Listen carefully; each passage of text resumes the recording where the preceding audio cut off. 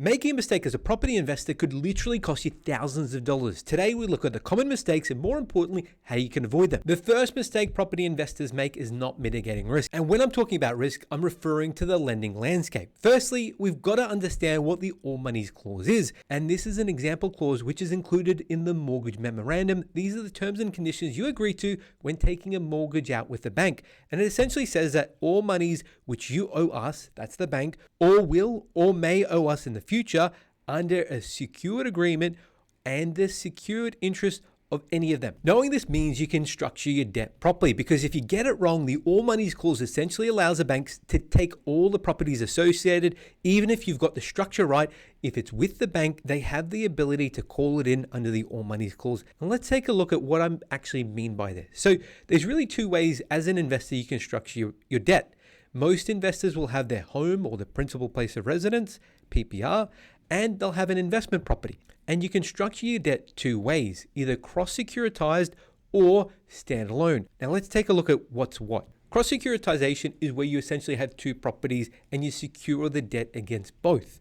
So if you have two properties worth $50,000 each, if the bank takes them both and cross-securitizes them, then the bank could lend $80,000 and the total loan-to-value ratio would be 80%.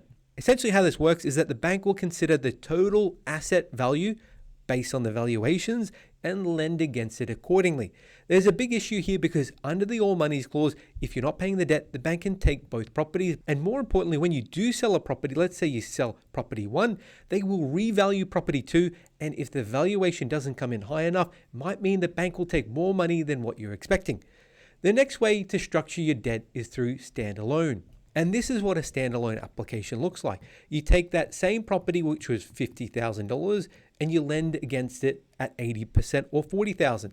You take that next property and you do the exact same thing. And essentially it allows you, when you sell property 1, that you know you'll have $10,000 left over because a bank won't have to complete a valuation on the second. Now the problem is that under the all monies clause, if you have both properties with the same provider or the same group, so for example, the Westpac group also includes St. George Bank, South Australia, and a few others, that under the all monies clause that the bank still has the authority to, if for whatever reason something were to happen to property 1, you were defaulting, to also sell property 2.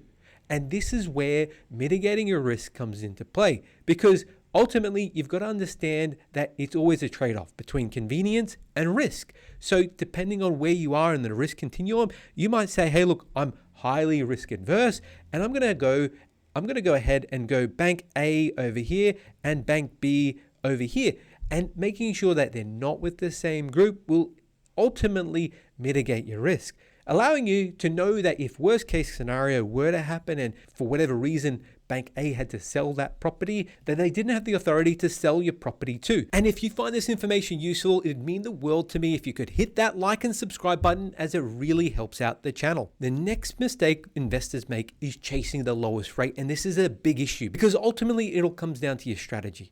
There's two things that you really need to weigh up. Firstly, your cash flow, because if you choose an interest-only facility, the interest rates are going to be much higher than principal and interest. And a lot of this comes down to cash flow. If you're really looking to free up cash flow, then interest only is the only option. Secondly, that if you put a lower deposit down, you will be paying a higher interest rate. And as the saying goes, cash is king. So you might opt to put less in the deal and hold more in your offset facility so that you are prepared for anything that the future had installed. And remember this, that the lowest interest rate as an investor is not always the best thing. The next mistake is not understanding your investment strategy. There's two key strategies most investors will look at, either rental yield or capital growth, and both are completely different because ultimately if you're chasing yield, then you might go into regional Australia where capital growth isn't as apparent. So really understanding what you're chasing and why you're chasing it will allow you to develop a strategy, because ultimately having a clear picture of the properties you're interested in versus the properties you're not interested in